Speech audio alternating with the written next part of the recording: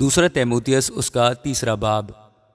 لیکن یہ جان رکھ کہ اخیر زمانے میں برے دن آئیں گے، کیونکہ آدمی خود غرض، زر دوست، شیخی باز، مغرور، بدگو، ماں باپ کے نافرمان، ناشکر، ناپاک، طبعی محبت سے خالی، سنگ دل، تہمت لگانے والے، بے ضبط، تند مزاج، نیکی کے دشمن، دغا باز، ڈھیٹ، گھمنڈ کرنے والے، خدا کی نسبت عیش و عشرت کو زیادہ دوست رکھنے والے ہوں گے۔ وہ دینداری کی وضع تو رکھیں گے مگر اس کے اثر کو قبول نہ کریں گے۔ ایسوں سے بھی کنارہ کرنا۔ انہی میں سے وہ لوگ ہیں جو گھروں میں دبے پاؤں گھس آتے ہیں اور ان چھچھوری عورتوں کو قابو میں کر لیتے ہیں جو گناہوں میں دبی ہوئی ہیں اور طرح طرح کی خواہشوں کے بس میں ہیں، اور ہمیشہ تعلیم پاتی رہتی ہیں مگر حق کی پہچان تک کبھی نہیں پہنچتی۔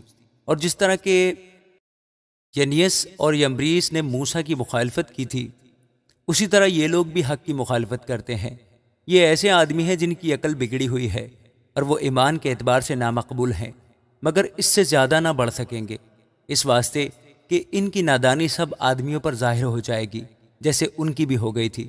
لیکن تو نے تعلیم، چال چلن، ارادہ، ایمان، تحمل، محبت، صبر، ستائے جانے اور دکھ اٹھانے میں میری پیروی کی، یعنی ایسے دکھوں میں جو انطاکیہ اور اکنیم اور لسترا میں مجھ پر پڑے، اور دکھوں میں بھی جو میں نے اٹھائے ہیں، مگر خداوند نے مجھے ان سب سے چھڑایا۔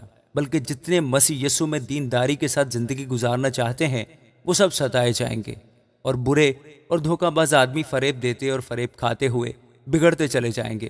مگر تو ان باتوں پر جو تو نے سیکھی تھی اور جن کا یقین تجھے دلایا گیا تھا، یہ جان کر قائم رہے کہ تو نے انہیں کن لوگوں سے سیکھا تھا، اور تو بچپن سے ان پاک نوشتوں سے واقف ہے جو تجھے مسیح یسوع پر ایمان لانے سے نجات حاصل کرنے کے لیے دانائی بخش سکتے ہیں۔ ہر ایک صحیفہ جو خدا کے الہام سے ہے، تعلیم اور الزام اور اصلاح اور راست بازی میں تربیت کرنے کے لیے فائدہ مند بھی ہے، تاکہ مرد خدا کامل بنے اور ہر ایک نیک کام کے لیے بالکل تیار ہو جائے۔ آمین۔